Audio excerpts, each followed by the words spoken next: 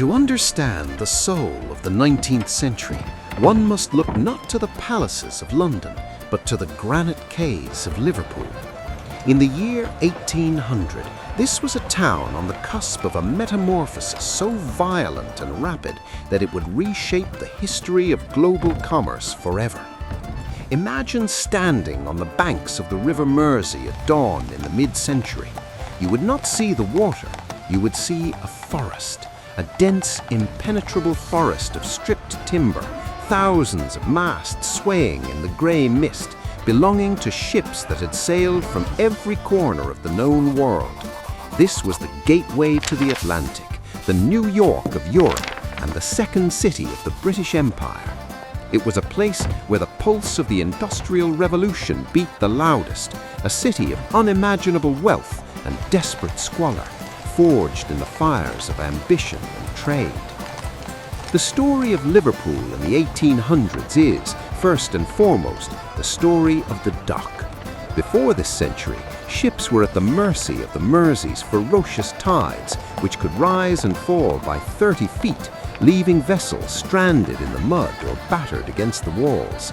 The solution was an engineering marvel that the world had never seen on such a scale: the wet dock. These were vast gated basins that trapped the high tide, allowing ships to remain afloat and unload their cargo 24 hours a day. The man who defined this era was Jesse Hartley, a surveyor of gruff temperament and genius intellect. In 1846, Prince Albert himself opened Hartley's masterpiece, the Albert Dock. It was a revolutionary structure built entirely of cast iron, brick, and stone, with no wood to burn, making it the first fireproof warehouse system in the world. Here, the air was thick with the smells of the empire. You would smell raw cotton from the American South, pungent tobacco from Virginia, sweet sugar from the West Indies, exotic spices from the East, and palm oil from West Africa. The sheer volume of goods was staggering. By the latter half of the century, 1/3 of all British exports passed through these gates. But the movement of goods was only half the story. The movement of people was the other. Liverpool was the great departure lounge of Europe. During the 1800s, 9 million people passed through the city, leaving the old world behind to seek a new life in the Americas and Australia. They were Swedes, Russians, Jews, and Germans, all converging on the Mersey. Yet the most significant human chapter in the city's history was written in tragedy. In 1847, the potato crop failed across the Irish Sea. The Great Famine sent a tidal wave of desperate, starving humanity fleeing Ireland. In a single year, nearly 300,000 Irish refugees arrived in Liverpool.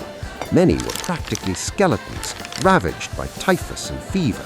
They collapsed on the docks, in the streets, and in the cellars. This influx fundamentally changed the DNA of the city. It gave Liverpool its unique accent, its wit, its religion, and its distinct separation from the rest of English culture.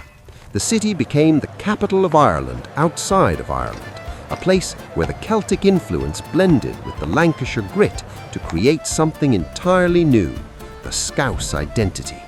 However, the rapid explosion of the population from 77,000 in 1801 to nearly 700,000 by 1900 came at a terrible cost. While the merchant princes built neoclassic mansions around Sefton Park and filled them with art, the working poor lived in conditions that shocked even the most hardened observers.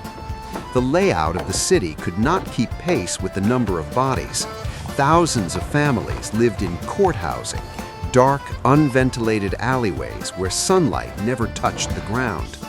Worse still were the cellar dwellings, damp underground caves where entire families existed without drainage or fresh water. In the 1840s, the average life expectancy for a working-class Liverpoolian was a horrifying 17 years.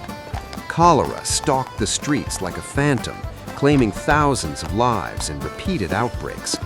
It was here, in the crucible of this public health crisis, that Liverpool led the world again.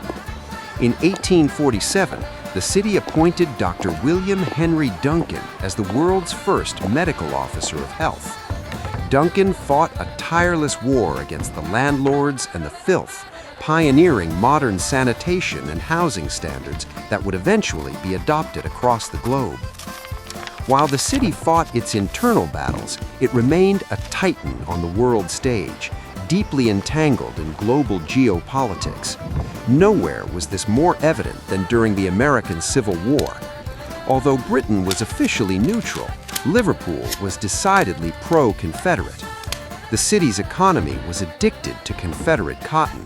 The flags of the South flew openly from the town hall, and the Confederate Navy had its unofficial embassy in the city. It was in the shipyards of the Mersey that the CSS Alabama was secretly built. This commerce raider, manned largely by Liverpool sailors, wreaked havoc on Union shipping across the globe. The connection was so strong that when the war ended, the final surrender of the Confederate flag did not happen in America, but on the River Mersey, when the CSS Shenandoah lowered her colors to the British authorities. Innovation in Liverpool was not limited to the water. The city was also the birthplace of the passenger railway. In 1830, the world changed forever with the opening of the Liverpool and Manchester Railway. It was the first intercity railway in history to rely exclusively on steam power. The opening day was a spectacle of triumph and tragedy.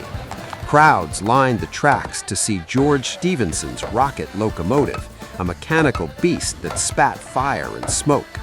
The Duke of Wellington, the hero of Waterloo, was in attendance.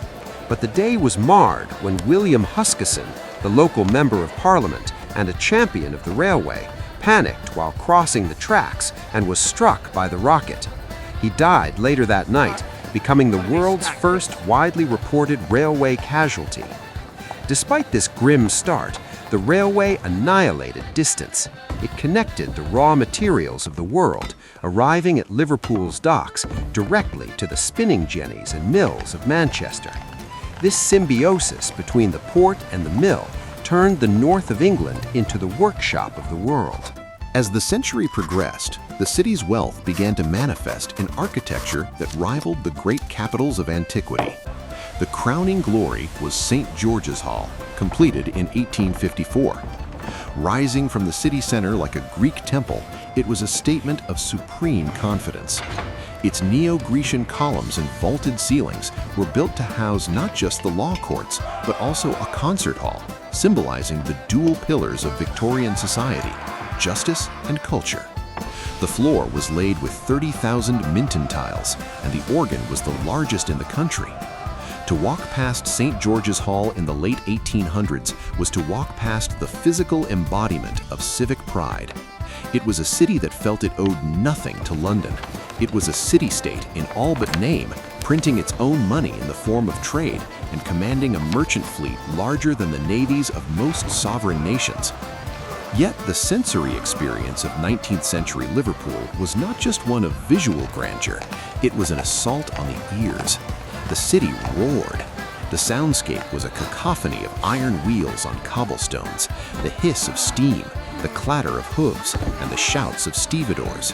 Street sellers hawked their wares on every corner, oysters, hot potatoes, and the daily newspapers bringing news of wars in the Crimea or the Sudan. The fog, often thick and yellow from the coal smoke of a million chimneys, would dampen the sound, but never silence it. Through the gloom, the gas lights would flicker, illuminating a society in constant motion.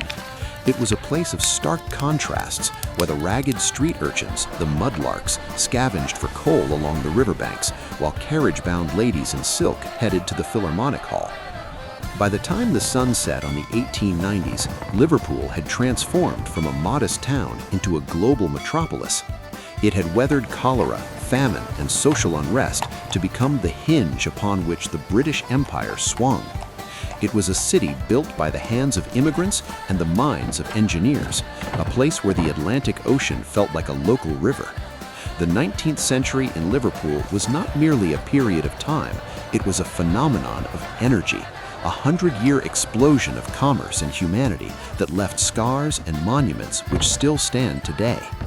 To speak of Liverpool in the 1800s is to speak of the very engine room of the modern world, a place where the future was built, crate by crate, ship by ship, and brick by red brick.